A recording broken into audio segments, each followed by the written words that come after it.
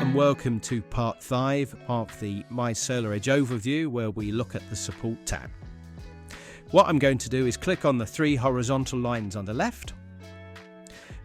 You'll see that we've got site list. This is only used if you've got more than one site. Your site details. You can see the details are shown here. In particular, pay attention to the ID and also the name. You may need these when you contact support.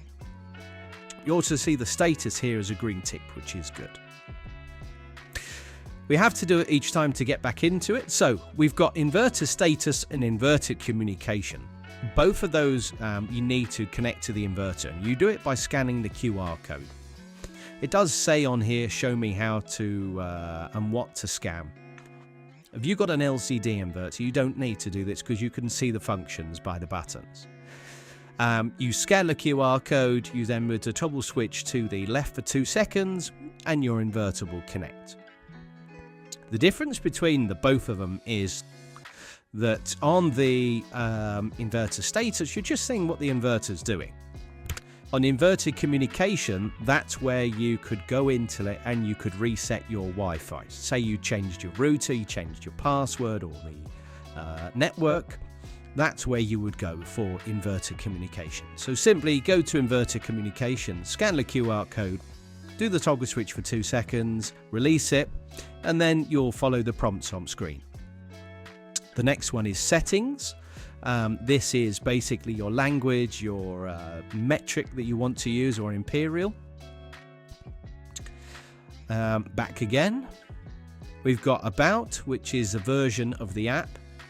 And then log out at the very bottom, which we won't do.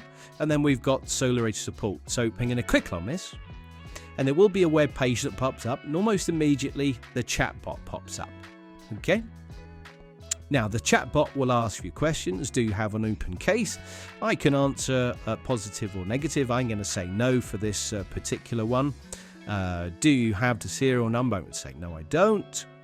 Are you nearly inverter? And I'll say no, I'm not. Okay. And then it will basically say, if you're nearly inverter, we can carry out the check. Okay, so please go to the inverter.